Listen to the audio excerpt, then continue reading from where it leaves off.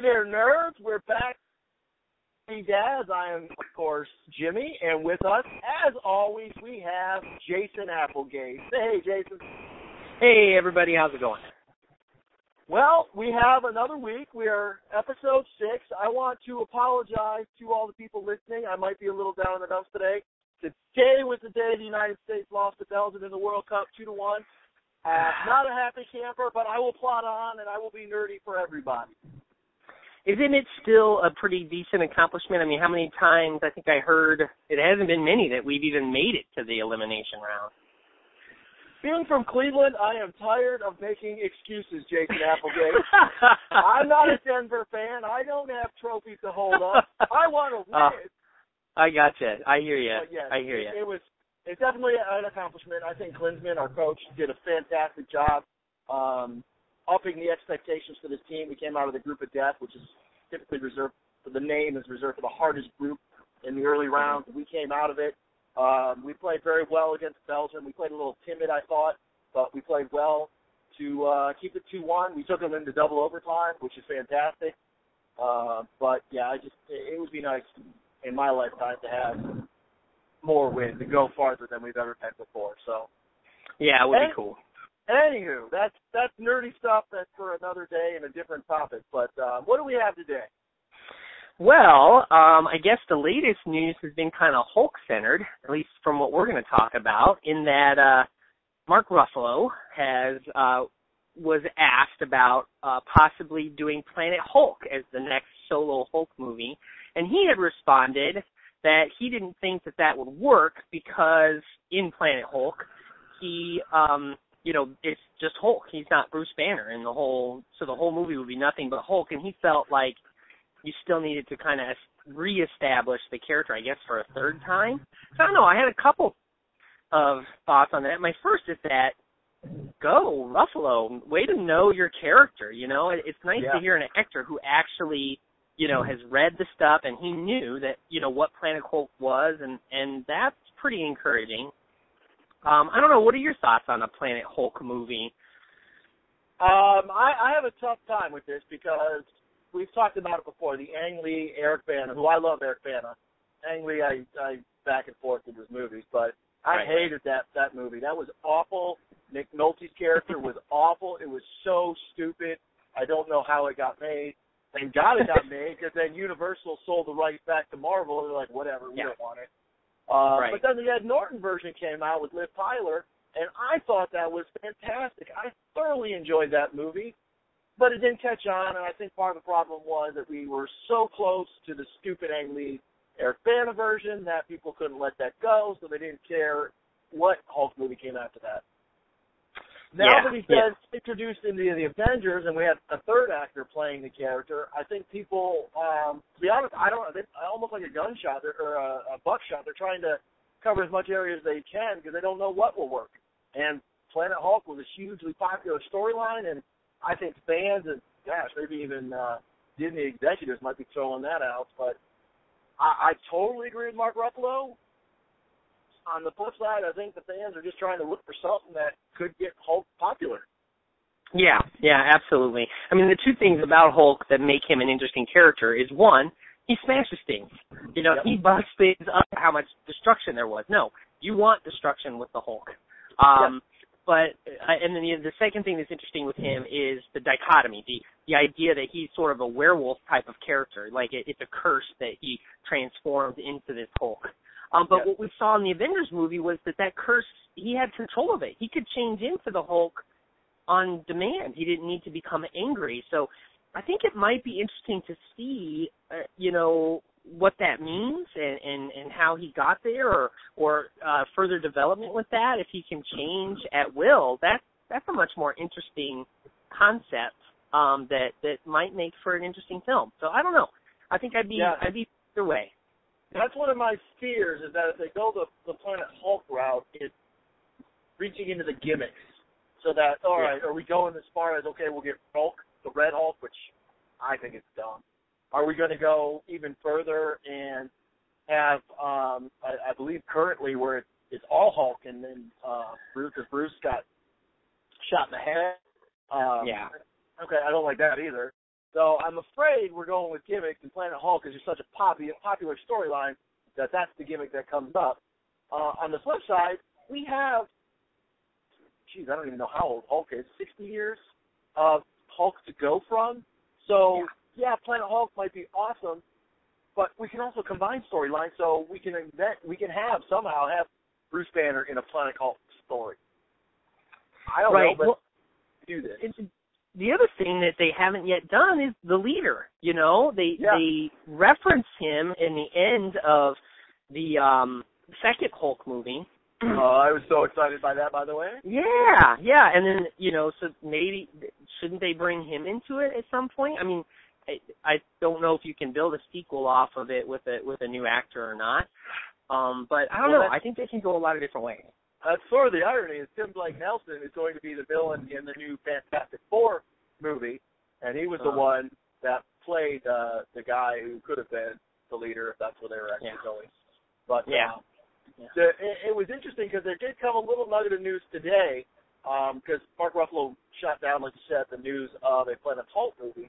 But news sort of leaked, and again, this could be a little bit of spoiler, so I don't want people to be offended. So if you don't want to hear this, fast forward about 30 seconds.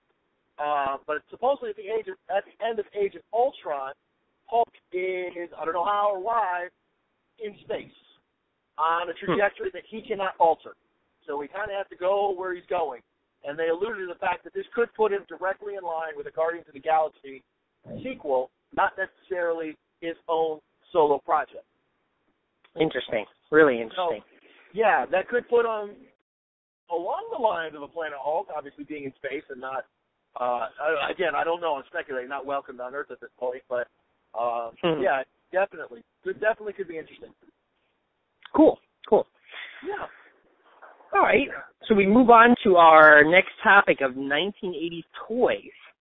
They made toys in the 80s? That's crazy. What's that?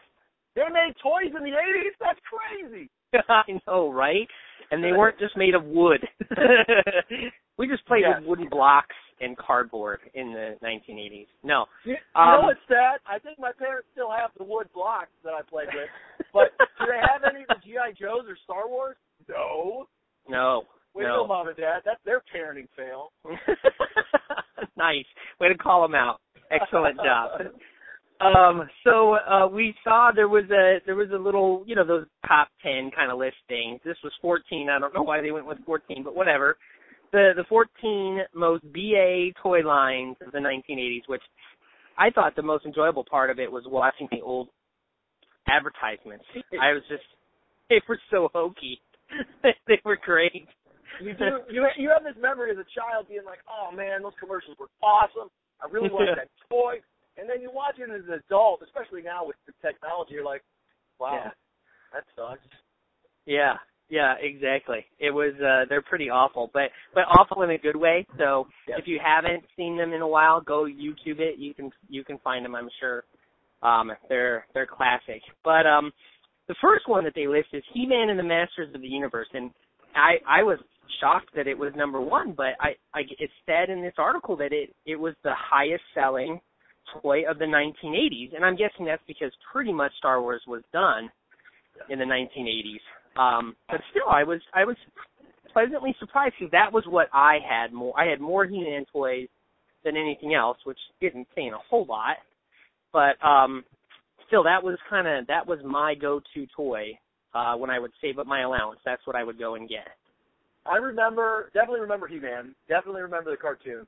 I was not a big He-Man collector, but there was a kid on our block, Jonathan Craddock, who was, and he had like everything. So when we played, obviously we played at his house, and I would get to play with that stuff. And man, it was pretty amazing. They're toys, and now folks that are listening that are younger will see the toys today and be like, yeah, they're very articulate, and they're very well held together, and all that. This was not the case in the 80s. In the 80s, you had G.I. Joe that had rubber bands connecting their legs. Once the rubber band broke, you lost a leg, and forget it. The toy was stupid. Or Star Wars, where you could bend an arm up and down, but forget an elbow. That was not happening. So He-Man, to me, although they, again, weren't terribly articulate, they were pretty solid. And I remember certain characters being gimmicky is the wrong word because that's almost a negative connotation. But they were gimmicky in that they were fun. They did cool things. I don't remember the character's name, but you could pop off his hand and you could put in a sword or a knife or something cool like that, an axe. Another guy named, but he was sort of a robotic guy, and his jaw would flip up and back, and you could turn him around, and he was very robot-like, and it was really cool. Yeah, yep. The first one was Trapjaw. That's who you're talking about. Yes, He was a villain. yes. And the second one, I'm not sure which one that one was, but yeah, they could do cool different things, and they were durable, heavily durable. Yes. Like you could pop his arm off and just snap it right back on, no problem. I liked He-Man. They also had ridiculous names. I have to tell you, my two favorites, and I still have a lot of my He-Men from when I was a kid. Nice. I've kept them. Yeah, I even have a Castle Grayskull, which is pretty solid.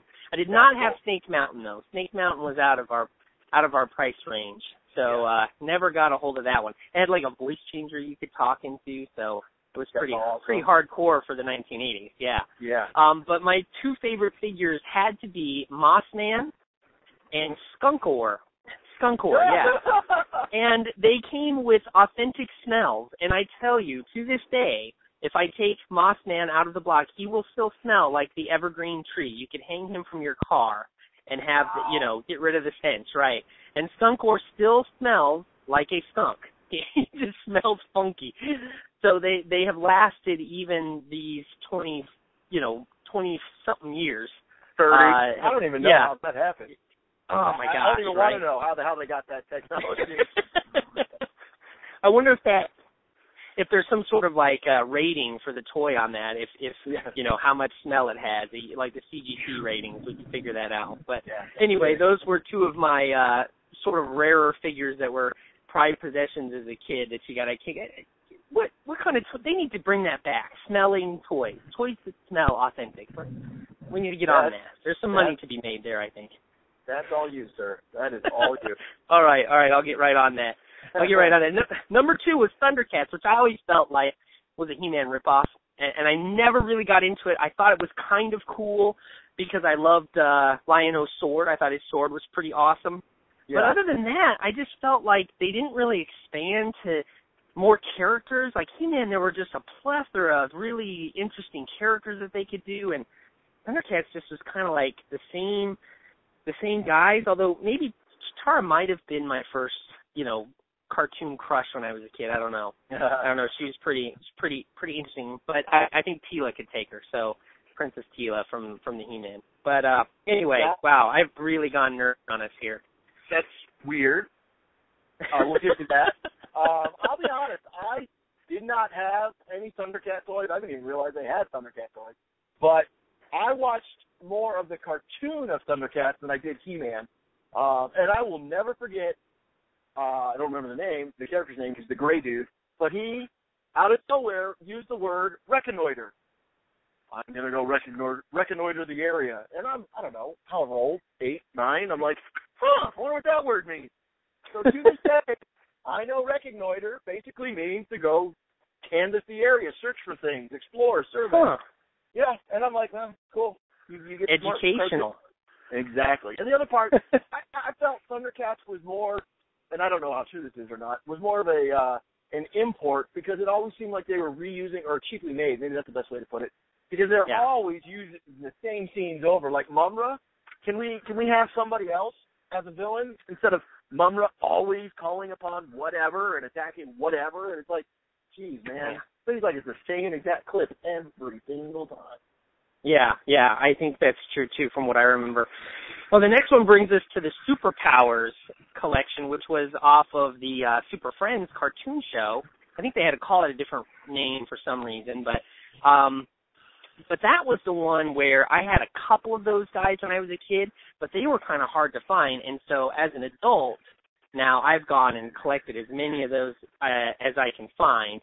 My newest collection was a Red Tornado, minus his cape, unfortunately. But hey, you find what you can find and then go with it. But those guys were cool, and what made them unique was like their super action. I guess that's why they were called Superpowers, because you would do things like you could squeeze their legs and flash his arms would go back and forth, and it would look like he was running. Or it was almost always squeezing their legs, and they would like throw a super punch or something something unique and different. And, man, you want to talk about variety? Like, you name a DC character, and they probably have a superpower for that character, good and bad. So pretty cool. That one, I think my parents lied to me a lot as a child because I watched Super Friends. I love Super Friends. Until I saw that list, I didn't really know they had toys for it. Like, I'd see them at Comic-Cons but never really pay attention. I'm like, oh, yeah, cool. And then it clicked. I'm like, wait a minute. Those are Super Friend toys. My parents are liars. You really are painting your parents a bad picture. Did they tell you they were taking you to the toy store and then you went to the dentist? Is this the kind of parents you had going on here? My parents are evil. Very evil. No, you'll hear a parenting win in here in a moment when we get to a later. Okay. Okay, good. So very cool. Some of my prized possessions are, I do have the Batmobile from the Superpowers, which you don't know this about me yet. I'm a huge Batman fan, so that's a nice one. And then one of my favorites that I thought was an awesome toy, almost as cool as the Spider Buggy, is the Superman car. Why Superman would need a car, I don't know, but they did make one, and you can get it. So there you go. Nice. Yeah. Number 4 is Mad Balls, and they were basically these ugly balls. I think they're kind of in the line with the Garbage Pail Kids. Like, for some reason, when we were kids, ugly, gross stuff was really popular. Well, I remember Mad Balls, and I had some. Did you? I did. I remember. They were all squishy, and were sort of nasty. I had one that was an eyeball that had, like, the Bane popping out all around.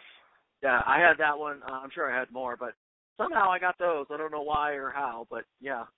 Yeah, I think I had one. I think an aunt or uncle got it for me because my parents were not a fan of it. Don't know what it probably got in the yard sale pretty quickly. But, yeah, interesting one. I can't speak on that one. Did you have any of those ones? Again, I think this one falls into, I like the cartoon, but I also think it came a little later in the decade. Yeah, I think so too. Like, I think it was beyond me necessarily collecting tons of toys, so I kind of stayed to certain toys. So, yeah, I think I definitely missed the real Ghostbusters one. But like we touched on before, they had to call it the real Ghostbusters because, again, I don't know who owned the actual Ghostbusters, but yeah, awesome. And then the next one is the Marvel's answer to the superpowers was Marvel's Secret Wars. What I found that was most interesting about that was the toy company got Marvel to do the series, the miniseries in their comic books for the Secret Wars, which is like a huge series. This is the one where Spider-Man gets his black costume for the first time. And that was suggested by the toy company. Hey, we're going to do these toys. Make a comic book called The Secret Wars to back up the toys. So, what a great concept! And I don't know, did you have any of those? I did not have any of those. Again, I actually didn't even watch that cartoon. I knew Spider-Man and His Amazing Friend, but I wasn't aware of The Secret Wars. But again, I'm not surprised that Marvel had no clue how to market their characters in movies and animations, because 80s and 90s, man, they were awful with it. And thank goodness, I don't know who stepped in and fixed it, but thank goodness they did. Yeah. I mean, aside from really the Incredible Hulk television series, you didn't really have much going on for Marvel at the time, which in hindsight might have been a good thing because they didn't really have the technology to do it well. So, but yeah, some pretty cool ones. I mean, I remember having Spider-Man, and I did not have the black costume Spider-Man, and a Magneto and a Dr. Doom, and then I had a guy I didn't even know who he was, but it ended up, I know now, it's Kang the Conqueror. But at the time, I didn't know who he was, some purple guy, and I'm sure I got him at like a secondhand store or garage sale or something, and so it was just like, oh, cool. But they were pretty neat. They had shields with little, like, movable cards you put in there, so there'd be like action on the shield and stuff. So they were all right. Yeah. That actually brought up a flashback from. This was more along the lines of the old like $6 Million Man action figures. A little later, somehow I had a Spider-Man quote unquote doll action figure because it was more dollars than it was action figure. But from the TV show, I have no idea if I have that or just when we were talking about it, all of a sudden I'm clicking, I'm like, oh my God, I have a Spider-Man doll. It really was like a Ken doll with a spider on it, and his hands were red. because they didn't obviously have gloves or anything, so he just made his hand red. Yeah, wow, that was a great play. I'll have to try and find that somewhere. Yeah. Is it Amigo doll, do you know? I honestly don't know. I mean, I haven't seen that in probably 10, 15, maybe 20 years. Like when I moved out of my parents' house, that got put in a box somewhere, and I have no idea where it is. Well, hopefully they didn't sell it along with your Star Wars toys. Yeah, those parents. It's not a block. They would have sold it. Those Amigos are pretty cool, definitely. Definitely. All right, and then the next one, of course, is Star Wars, which, again, I was surprised it wasn't number one, but I guess, you know, it's mostly a 70s toy, so you're looking at kind of the Return of the Jedi toys. And you had mentioned, didn't you, that they kind of didn't produce as many of those as they maybe should have, or? Well, the funny part is, with the first movie, obviously nobody had a clue how popular it would be. And we had touched on it as a couple companies had turned down the right to make the toys, and that's where Kenner stepped up, and Kenner made the original toys. And they had this deal, because they didn't have the toys made, where you could go into stores and you could buy the quote-unquote toy, but it was just a card, like a placard, that had the characters that you would get in it, and they would be shipped to you later. And I can't remember the famous name that they called that marketing deal. I can't remember. Well, that was so popular that they couldn't do it. They couldn't do the way they planned.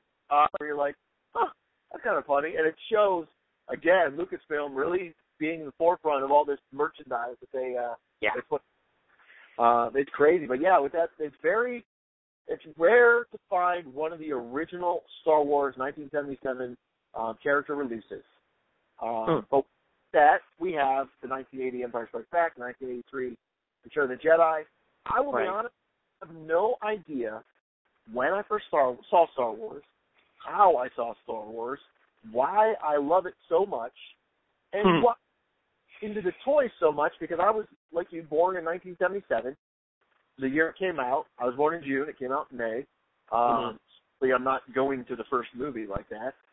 But my parents just told me that I really, really, really, really wanted a Millennium Falcon toy.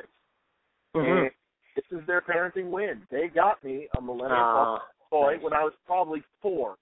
I have no idea. Wow.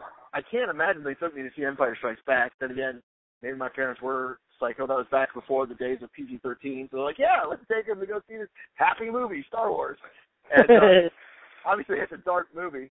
But yeah, I still have that Millennium Falcon to this day. It is beat to hell. The stickers barely exist. It makes no noise anymore. But man, that is one of my pride and joys. I still have that Millennium Falcon. I still have several of the characters too.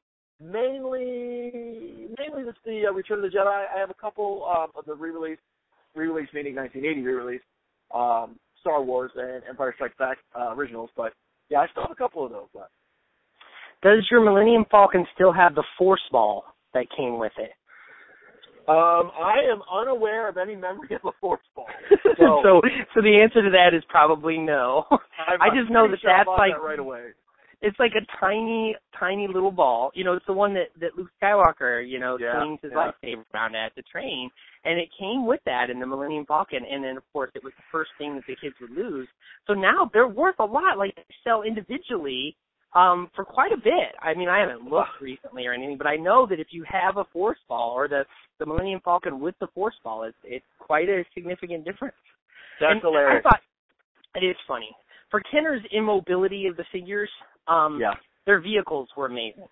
Amazing. I was bummed, and this is me being a petulant child. I always wanted the AT-AT, and I didn't get the AT-AT. I did have Luke's X-Wing, which I made a tri-wing. I don't know how I lost one of the wings or broke it off, but yeah. I did. No, so I guess I was playing with Porkins X-Wing and not Luke's X-Wing. Who knows? But yeah, I had a bunch. I had, in fact, I still have the Cloud City spaceship, which is to me one of the lamest spaceships ever made, ever. And I did at one point have a Hoth speeder ship, but that has been lost in time. I don't know where that ended up. Yeah, one of my favorites was the Tauntaun that I think you could actually stuff Luke inside it. Is that the case? Yep. Yeah. I'm not misremembering it. No, it had like a trap door belly, and I don't know if Luke actually fit in there. Like, I never tried because I was Luke and never be able to get it out. Or my mom probably said that, but No, I remember that. Yeah, you get a little trapdoor belly that you could put the Yeah. cancer in. Yeah. I pretty much only had Ewoks. I had the tree. We had the tree. The tree nice. fort thing. Yeah. So that was kind of cool. And then anything else we got was at a garage sale or something. So I did have a Darth Vader and an Obi-Wan and stuff like that you picked up along the way. But Prune Face. I had Prune Face as well. So did I. I still have him. That's awesome. Yeah. I think everybody had Prune Face. I think so. And for some reason, I had some of the most random characters. Like I had General Nadine. It's like, I guarantee most people are like, who is General Nadine? I'm like, right. That's who I had. I had the band in Jabba's hut. I don't know why. I did. And I had Lando Calrissian in his little outfit in Jabba's hut where he was a bounty hunter. Nice. Yeah. I remember playing with that on our wood pile in Medina, Ohio, and I lost my helmet, and I had to wait all winter for things to thaw and dry and whatever, and I still never found it. Oh, my gosh. Yeah. My goodness. Well, and then that was one. Wasn't the Boba Fett figure one of the first mail-in figures, too, and that's why that's a rare thing? Or am I misremembering that? You got me. I don't know. I thought it was. I know one thing about it is it used to launch his rocket, like he could launch a rocket out of his back, and they had to recall it because kids were shooting each other in the eye with it. That's why that was so rare. Because I remember being at a show and they had, I was a kid, and they had the non-shooting one where it was actually glued. The missile was glued back in, so you couldn't shoot it out. And that's the one I bought because I was, I love Boba Fett. I think it's amazing. But I remember the collector at the time telling me even back then how that was such a rare thing. Yeah, well, and if you collect toys, like I do, you owe it to Star Wars because they really made it a thing. Yeah. I mean, that's with these weird things, like Yoda with an orange snake is like worth more than Yoda with a green snake. It's just, it's almost absurd. No, it is absurd, not even almost. But that's what makes toys valuable now, which is kind of cool. Next is G.I. Joe. G.I. Joe, a real American hero, not to be confused with the Barbie-sized G.I. Joes that really date back to the first toys that were dolls, of course, called action figures, that were designed towards boys. But the real American heroes were about Star Wars size, but more articulated. Good or bad, though? What did you think? Did the articulation, was that a cool thing, or was it more of a pain in the butt? Well, that's where it started out cool, because then they had cool vehicles as well, and then you could they had the little holes in the heels, so you could plant them on their ships and stuff at the spike points or whatever, and you could put cool poses, and they had guns and stuff like that. But the problem was, like I said earlier, they were not awesomely put together, because they would have like rubber bands holding the legs together where their hips are, and then they had like little, almost like not even as strong as paper clips, holding some of their arms and knees together, elbows and knees together. So once those broke, you had a useless G.I. Joe, the real American hero figure. Yeah, well, he was collecting his pay for, being wounded, which I shouldn't joke about that, but a pretty cool toy. Didn't have a lot of those. Again, my parents didn't let me watch G.I. Joe because they thought it was too violent. Even though nobody died in it, but I was like, that's the irony. They never hit their mark. Yeah, right. But I did have the blue jet. I loved that thing. Oh, that's cool. Because the wings tilted on it, and it was like so it could like hovercraft kind of like take off straight up and then launch forward. And the pilot was pretty cool. And I remember having him, be sort of like a red stormtrooper when I would play Star Wars and stuff as well. So. Definitely a toy of the 80s. I'm sure a lot of our listeners out there are, being nostalgic about some of the stuff that they had. Yeah. So, very cool. The next one is My Pet Monster. I think we could probably just skip that one because both of us are like, I kind of repressed that even existed. But this one you couldn't find. Dino Riders is the next one. Dino Riders. What a great concept to give these dinosaurs armor and launch missiles off them, and you can ride them. Like, what kid in the 1980s didn't dream of riding a Tyrannosaurus Rex with a missile launcher on it? I don't know. I don't really have much memory of this. I don't know. Did it come from a cartoon, or was it all its own? I don't know this one. It was. I think it was just a toy. I think if it was a cartoon, it didn't do well, and I don't think the toy did well either because they just didn't make enough of them and didn't didn't push it, I think, hard enough. And maybe it was too costly. I did read that the dinosaurs for at the time were pretty anatomically correct, and they were actually designed from the same models that the Smithsonian used for their dinosaurs. So maybe that was it. Maybe it was the cost of them. I don't know. Or it just might be one of those things that, like, what a cool idea that just didn't quite get traction.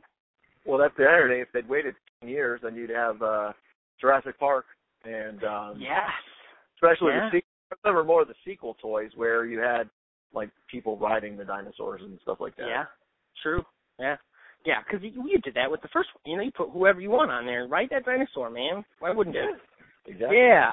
11 food fighters. I think we can skip that one. Did you have any of those? They look like food with faces.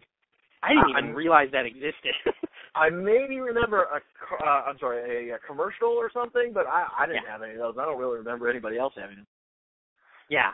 And then we talked briefly about this last week, but Mask, which I don't even remember what it stood for because it was an acronym. But yeah, they were cool. They were toys, cars and vehicles that would change into other vehicles. So they weren't Transformers. They didn't change into robots. But like the car would have wings that would pop out and then it could fly. Well, what kid, when they were, 5, 6, 7, 8 years old, didn't pretend like their dad's car could pop out wings and start flying? What a great, simple but cool concept. And again, I don't know if this one was the cartoon came because of the toys or the toys came because of the cartoon, but I remember, you nerds out there, go and on a YouTube, just search Masked M.A.S.K. opening. Because the opening of that was awesome, and the show was cool because you have something happen, and then whatever headquarters would put together a team that would best be suited to go take on whatever was going on. And I'm sure it's the same characters every time, and my memory is making it cooler than it was. But it was so cool because they would call in these guys, and then they would literally put on their mask, which was basically a helmet, and go and do whatever their specialty was. And, man, it was awesome.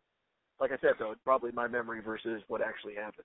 Well, it must have been awesome enough because they have parodied it on Robot Chicken, which, I always wonder about, young people who watch Robot Chicken and, like, do they think it's as funny as we do? Because obviously Seth Green grew up when we did because he parodies all our stuff all the time, He-Man and Super Friends and the rest of it. So I always wonder how much they actually get it. And then the next, we'll finish off, the last two are Michael Bay productions with the Teenage Mutant Ninja Turtles and Transformers. So we talked a little bit about Transformers last week and how they were pretty awesome toys, but they lasted about 2 weeks before you broke something trying to transform them. And a little bit about Ninja Turtles, but any more that you want to give a shout-out to on those, particular figure maybe or toy that you had or thought was awesome? No, I think along the lines of Teenage Mutant Ninja Turtles, I think that, again, that one came a little later in the decade because I remember my little cousin, who's about 10 years younger than me, he had and loved Teenage Mutant Ninja Turtles. And I liked the movies and all, and the video game was awesome, but I never collected them. It just didn't seem like it was in my area of interest at the time. Now, Transformers, I definitely had, and I'm not going to say it's a parenting fail because they tried, but I had GoBot. And GoBots were clearly we're going to beat the Transformers to the market, and we're going to produce a crappy product. Here's GoBots. Yeah. They were the poor man's Transformer. Yeah, they were, and that's what I had. So me too. I was finally able to get a Transformer in like I had a Dinobot. You talked about it last week, and somebody called us out on. I can't remember what the name of the T-Rex one is, but I had that guy. Grimlock. Yeah. I had Grimlock, and then I had, further down the line, they did, like, Transformers that could do 3 things. Ooh. And I had one that was a jet, a tank, and then the robot. A train, a space shuttle, and the robot. So those were cool, but again, like I said, I got into that a little later than I wanted to. And Michael Bay, hopes and dreams. Yeah. Well, and I always remembered that the rich kids at our school had the Transformers because they were expensive, man. Like, I mean, you wanted you could get the whole set of the dinosaur one instead of getting them individually. And I remember one of my friends had that, and the whole set of the construction ones that turned into one giant robot that was like half your height, you know. And it was awesome. Like I was happy to get Voltron when I got Voltron, the Lions together into that guy. But yeah, definitely an 80s toy. And for those of you who are maybe younger listeners and aren't like getting how excited we are about this, you know what? You think about how you feel about the Power Rangers, okay? Yeah. Because if you think that what we're talking about is lame, that's what everybody else thinks about Power Rangers. They're lame to everybody else but you. You love the Power Rangers because they were a part of your childhood, and that's what makes them so cool and important to you. Well, whereas to us, it's a you know, Voltron ripoff, really. But there you go. Each his own. Each his own. Voltron was amazing, and then I remember seeing the first Power Rangers episode or something. And I'm like, what the hell is this? This is Voltron, and like nobody got it. Nobody understood that. I'm like, wow, you guys are pathetic. But I do want to give a shout out to our female listeners, both younger. Cabbage Patch Dolls were huge. Freaking huge. I think it was 85 or 86. My dad and I went up to Children's Palace. I don't know how he got one, but he got one. And I have two sisters. I'll let you do the math on how that worked out. It was not pretty. I had to make up for it later with a couple dolls for my youngest sister. My Little Pony, which has made a huge comeback. That was huge, my sisters. Obviously, Barbie. Rainbow Bright. Rainbow Bright. Oh, yes, good strawberry shortcake too. Yeah. There's one more that I just had on the tip of my tongue and I can't remember. Oh, sorry. That's no. You're fine. That's just starting to come back to. Care Bears. Care Bears were. Oh yeah. I saw a recent animation on Netflix with them, and I'm like, man, that's crazy. That is crazy. You know what's interesting about Care Bears? I'm full of all this kind of useless information about toys. Is they were specifically designed for underprivileged kids, and so that was why they would have sort of the thing on their stomach, and it would it was all about like inducing good feelings and positive reinforcement and so forth. And they were pretty cheaply made, and you could get them pretty cheaply. So just a little tidbit for y'all. That is cool. Well, I think we covered 80s toys. I'm super glad that you went the other gender because you're right. That article that we looked at, they were all male toys. So definitely there were some pretty awesome female toys that came out in the 1980s as well. All of which I think as you were listing them off, I'm like, yep. Robot Chicken parodied all those as well. Yeah. So anyway, that's one of the things I want to clear this up to our listeners. You had a brother. I had two sisters, so I got to experience all those wonderful toys. I was not collecting My Little Pony or Cabbage Patch Dolls or anything like that. Right. You didn't have. They did make Cabbage Patch Dolls for boys, though. They do, and I remember a commercial where you could take your Cabbage Patch Doll into your dentist and they would put braces on them. Wow. That's so weird. That's got to be. You know what? That rich kid friend that I talked to you about that had all the cool. So he had all the cool Star Wars and all the Transformers and all the G.I. Joes you could name. Yeah. He also had a Cabbage Patch Kid. So, So there. That's funny. Well, that kind of leads into something that we said we wanted to touch upon. And I want to make sure when I said I didn't play with the girl toys, there's nothing wrong with that. You had brought up a topic that is, I think, close to both of our hearts because we have kids, was the bullying. The bullying. Yeah. The little girl who loves Star Wars. Yeah, it was a great article that we both saw on Facebook. A friend of ours actually tagged us in it because he knew we would appreciate it, where this young girl, I think she was age 11, was being made fun of at school because she had a Star Wars backpack, was it? Yep. Or was a Star Wars fan, anyway. It might have been a lunch bag or something. I can't remember. Yeah, and it was a shame that was happening. Well, the 501st Legion, which if you don't know what that is, it's basically like this club of authentic cosplayers that they build these costumes, and like to be a member of this, they have to be like movie authentic. I know a guy who's in it, and he's the Darth Vader, and he's like the Darth Vader from Empire Strikes Back, which is different than the Darth Vader from A New Hope. Like it's a different costume, and so you have to have everything right. You can't have the chain from one movie and the mask from another. It has to all be. So, I mean, these guys take it seriously. Well, they're also a great group of people because they do all kinds of charity work and stuff. So if you're not a fan of them, be one.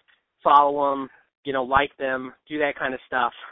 But what they did here was they made a stormtrooper costume for this young lady who was being bullied so that she could be a stormtrooper for Halloween. So it was an awesome costume, and if you look it up, you can see pictures of it.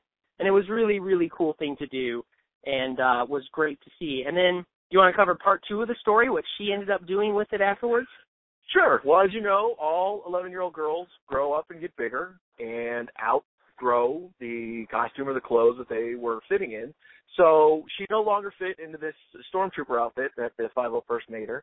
And it was sort of perplexed on what to do with it, because she clearly loved it. I mean, from reading the story and listening to the interview with her mom, she wore it to everything. And it's like, That's that awesome. is so cool.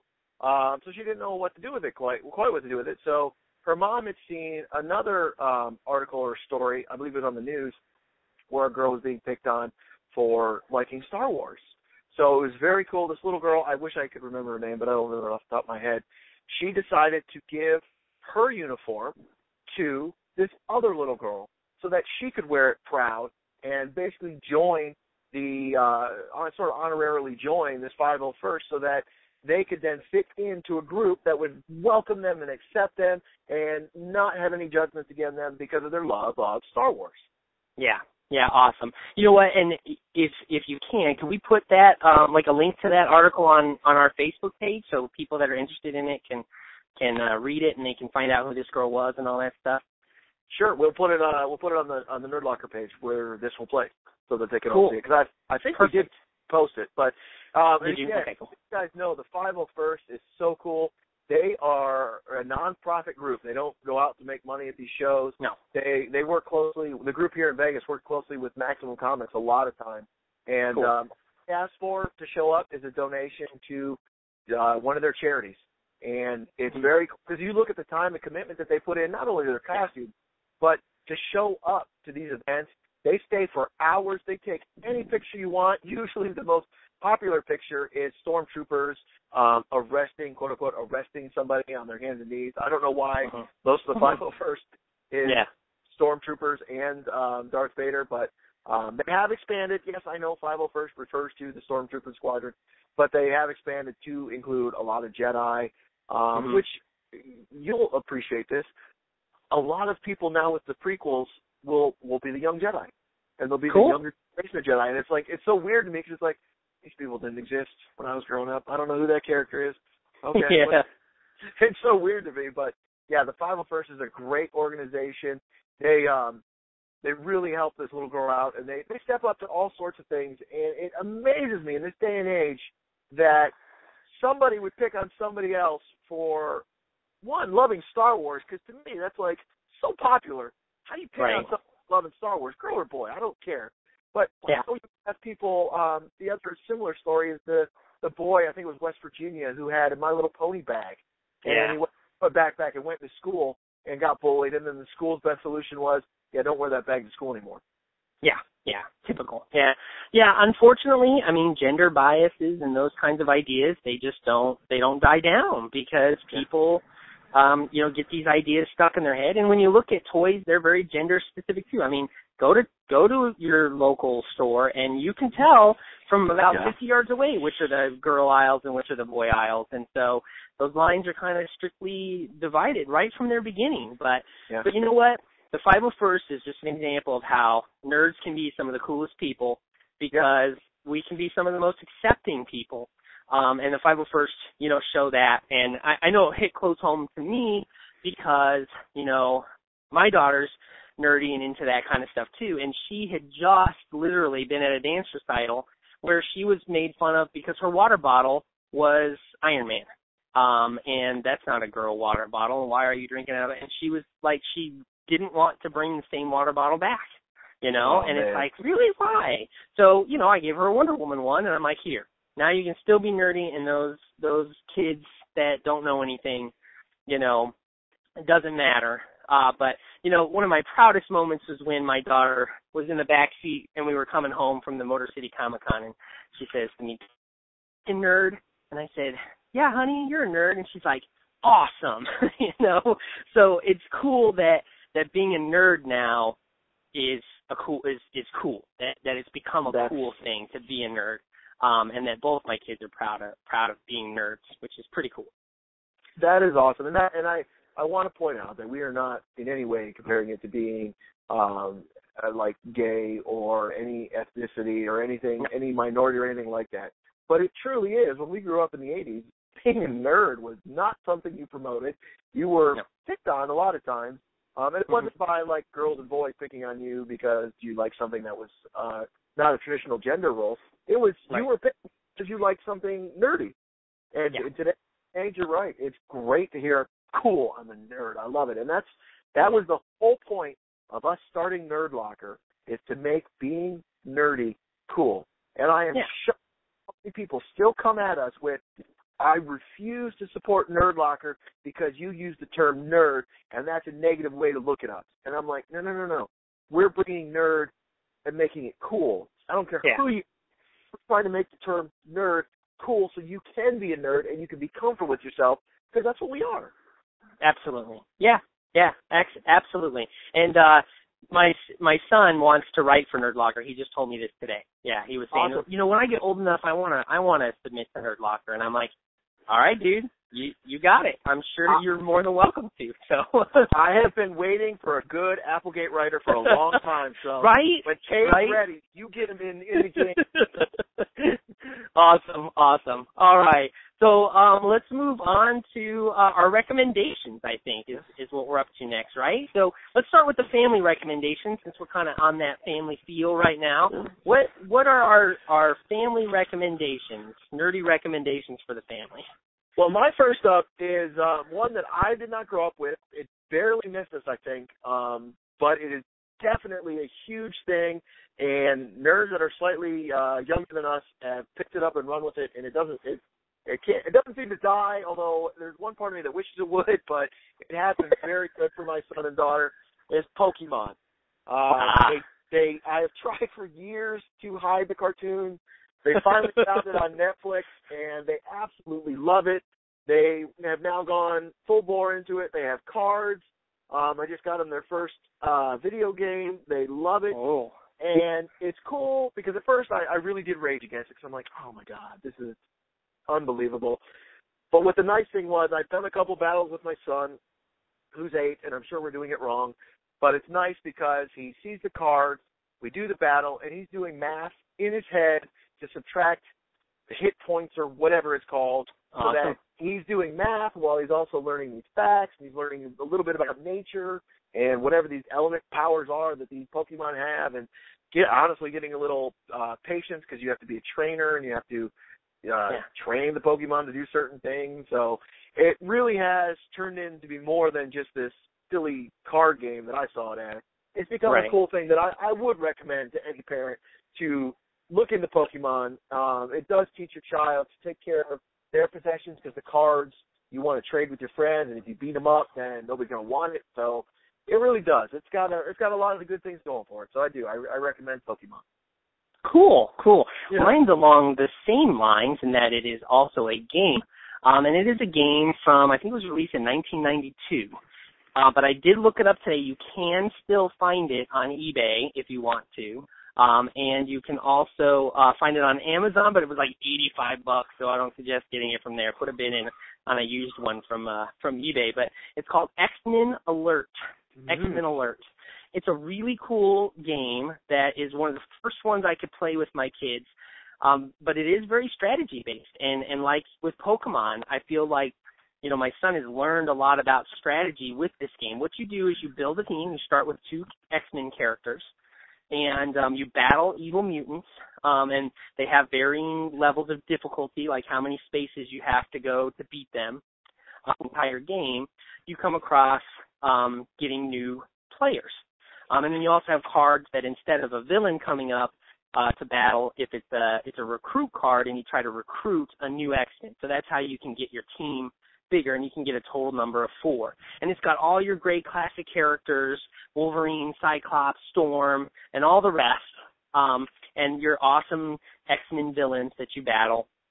And you learn your strategies. Each character has different powers that work different ways, so you have to figure out who's going to lead your team, and if once you have 4, are you going to split your team up or keep them all together, and all kinds of cool stuff. We love that game so much that we've actually worn the dice off. Like the stickers on the dice are no longer on there, and we've had to Sharpie on that we know which color means how many points and whether you get an evil mutant hit and the rest. But we love it so much, and my dad played it with me and my brother when we were younger. So it's cool to see 3 generations of Applegates playing the X-Men Alert game, and we all get a huge kick out of it. And you mentioned patience, and another thing that I feel kids learn that's important besides patience is also how to win and how to lose. And my son, I am super proud of him for that, because he has definitely learned both of those things, how to gracefully win and how to not be a bad sport when you lose, which is tough for kids to learn, especially when they care about something and they love it so much. To lose at it is difficult to deal with. So it's an important lesson there as well. So that's my recommendation. If you can get a hold of it, X-Men Alert. I've played it so much too, we've actually invented our own characters and made their own cards and new villains and everything. I mean, we go all crazy with it. So check it out. See if you can find it.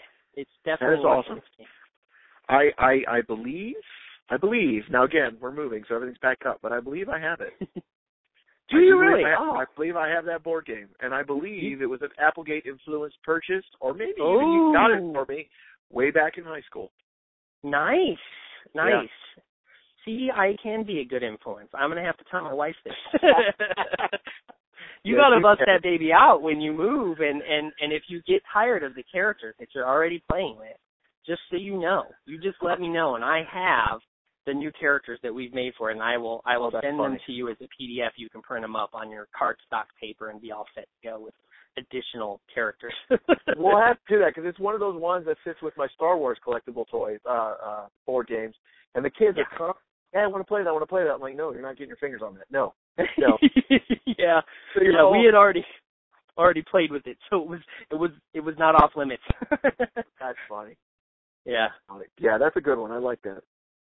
Cool. All right, on to our Nerd Cave, the adults-only recommendation. So you want to start off with that one, too? Sure. This is definitely, you make sure the kids are in bed and nowhere near your TV. Huge fan of the character Deadpool. I have followed him from the beginning when Rob Liefeld created him. Yes, I am well aware he's basically just a copy of Deathstroke. I don't care. I love Deadpool. He has evolved into something that is nothing what he was originally, which is basically good. I think it's funny how he's evolved, and I love him. I think that's great. But his video game, which came out I think about a year ago, is amazing in that they were able to capture the essence of Deadpool and all his glory in a very, very R-rated form. And it's just a joy to play. Some of the controllability is not great. Some of the levels aren't great. But his interaction with, like, Wolverine, Cable, who's my favorite, he's just such a smart-ass, and it comes across in the video game so perfectly.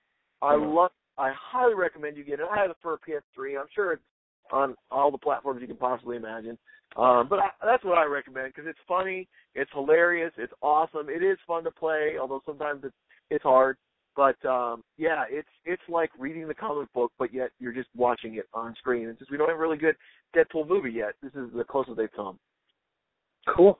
Yeah, I've always kind of had that on my list. I'm not a huge video game player because, as you know, as adults, we just don't have quite the time, especially with kids. It's bad. Yeah. But it's definitely on my list. I'll have to check that out. Well, my Nerd Cave recommendation, adults only, is a movie that we got to see, the wife and I did. So you'd have to get a babysitter. It's still out in theaters now, but maybe even if you wait till it comes out on DVD, is the movie Chef by John Fox.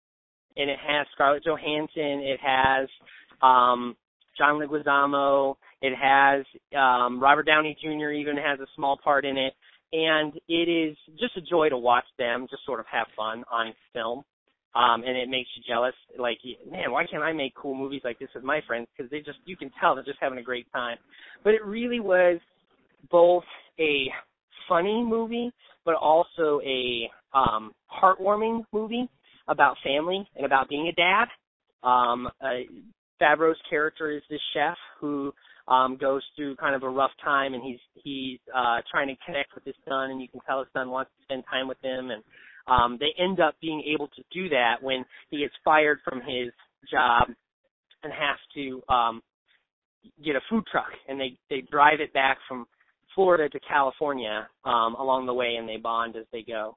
And it's really, really funny and really heart-wrenching too, and in a good way. And what I loved, I think, most about it, and my wife pointed this out, so I'll give her props for it, is that it ended happily, which a lot of times when you have, especially a couple that's divorced, it's sort of like, well, that's just how it is, and it's like it doesn't give you that ending that you kind of hope for and want, and this one does reward the audience, I feel, and I thought that was a big strength.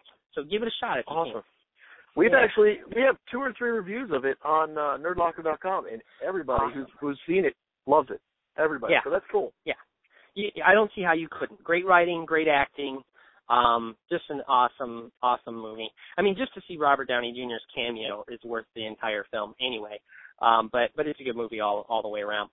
Cool. Let's move on to our parenting wins and fails, and as usual, we start with the bad. We'll start with our fails, and then we'll go on to our wins. So, all right, who's going to bite the bullet on this one? You want me to go, or you want to take it? Sure. Why don't you step up to the plate? Okay, mine goes back. I'm actually visiting my parents right now in Iowa. They live there, so I'm all over the place. But so I asked my dad, what should I do for a parenting fail? And he told me about a parenting fail that actually happened when I was a kid. So I don't know if this is like either take it as a prequel to my failures as an adult or take it as maybe my parents' parenting fail. But it ties into what we've talked about a little bit today, and that's Star Wars. We were over at a friend's house, and we were playing Star Wars. And, of course, I was Han Solo, so because he's the coolest guy in Star Wars, in my opinion. And we decided that we were going to use my dad's 1970-something Mustang as the Millennium Falcon. Yeah. So my brother decides that it's a cool idea to go ahead and put the Mustang into gear. And in the 1970s, they did not make safety devices that kept you from putting the car into gear when it is off. And so he put it into gear, and we are of the age of maybe 10 and 7, and so we don't know anything about how a car actually operates. And if we would have just firmly placed our foot on the brake, it would have stopped. But the car began to roll, which was funny for the first time, and then we would, it would sort of stop. But then there was a hill, and the car went down the hill, and I bailed on the car, very Dukes of Hazzard style, just opened the door and jumped out, which in hindsight was the worst possible thing I could have done, is to leave the vehicle as it's moving, right? And I'm yelling to my brother, get out of the car, which was a terrible thing to yell to him, but I didn't know at the time. Something bad goes on as a kid, and you just bolt, right? It's like when the kid falls and gets hurt, everyone looks around and then runs. And that's what it was there. Well, the car went down the hill, and it hit like a brand new truck. Yeah. A parts truck. So no one was hurt. Nothing, thankfully nothing bad happened there. But certainly, a failure on maybe multiple people's part. But I think as the older brother, I bear the brunt of the responsibility there. And but a funny story to go back on, and my dad and I laughed about it a lot. That's funny. And yeah. It was definitely a moment worth remembering, and definitely one reason why I do not let my kids play in the front seat, even when they were little. Play with the steering wheel, because I'm like, no, Daddy has bad memories about that. So on to you, sir. Parenting fail. Well, I would like to agree with you that there were no safety standards in the 70s or 80s. So, even the little button you have on the shift now, not even a stick shift, just on the regular shifter, didn't exist back then. It was, yep, you're in gear, go do what you want. You could have kids in the front seat. I remember we had a silver station wagon. I'd sit in the front seat, and my mom told me to put my seatbelt on or something, and I did, and she stopped fast, and I, bam, hit the dashboard, and she's like, see, I told you so. And it's like, yeah, I did. That's how did we survive? How did we survive? I don't know, but maybe this is why I have a parenting fail this week, because I don't learn those mistakes. We were at a pool. It's 114 degrees here in Vegas, so being at a pool is key. And it was a family pool, so I was throwing my children into the pool, and they were loving it. And I got a little ambitious and threw my son too high, too hard, and he landed on his back. Oh. So once you hear that noise, you're like, oh, man. Then you feel like the biggest heel in the world, because you just caused your child, and that's like the one thing as a parent you do not want to do. So like your goal in life is to prevent any pain happening to your child. So you're like, oh my God, I jumped in right away. I got him up, with, trying to rub his back, which I'm sure didn't help because that was the point. And he was really upset, and I'm like, I know. So he sat out for a little while. But then we're now back into a different pool, and I'm in the pool this time thinking, I'm not that big and strong. I can't hurt my children. I'm throwing them in the pool, into the pool. So it's not like they're going to get very high. Well, cut to my 5-year-old daughter, who weighs a lot less than my 8-year-old son, and I do the same exact thing. She sort of slipped out of my hand as I was pushing her.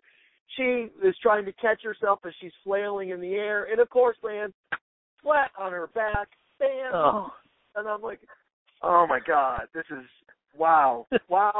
And of course, it's my little girl, so she comes up just screaming in pain and all the sorts of agony. Daddy, why would you hurt me? And I'm like, oh no. And then I didn't feel bad enough. And you know what it's like having a daughter. You're just like, oh my God, there goes my princess. And I just did that. So, my parenting fail, I shall not throw children into water anymore. I'm clearly not good at that at all. Off limits now. Yes. No matter what. It is. And of course I got the I told you so from my wife, so that made it all the much better. Yeah. I've been there for certain. All right, let's move on then. Let's put that behind us. Parenting wins. What are our parenting wins? Do you want to go first, or you want me to? You go ahead, man. Okay, I don't know if you can hear that bullfrog. There's a bullfrog in the background. It's going crazy right now. The parenting win for me is I just slipped my mind. Why don't you go? Because it just totally slipped my mind what my parenting win was. Okay. The bullfrog threw me off, I guess. Go for it, please. This past week, every once in a while, I will just take a special weekend and pick a day, and I'll have a man venture with my son. And it's nothing terribly special. It's just us running errands, essentially. But you use man venture instead of errands, and all of a sudden your son wants to go with you. So that's my way of getting him to come with me.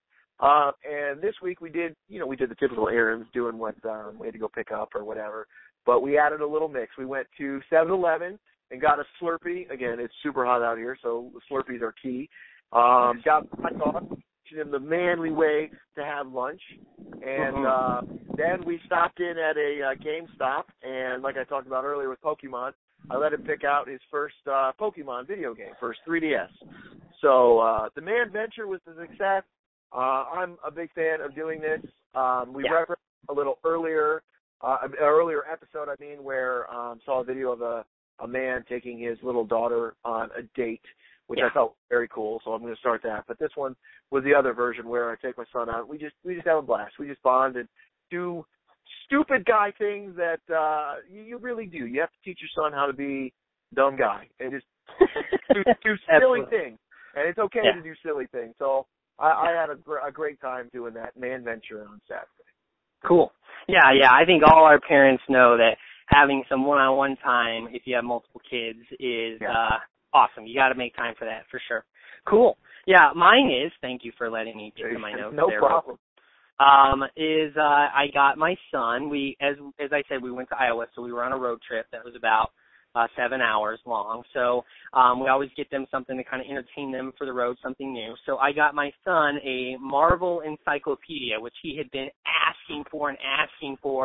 And Daddy has a DC one that he's only allowed to look at every now and then and stuff. So I got him his own, right? I got him his own Marvel superhero encyclopedia.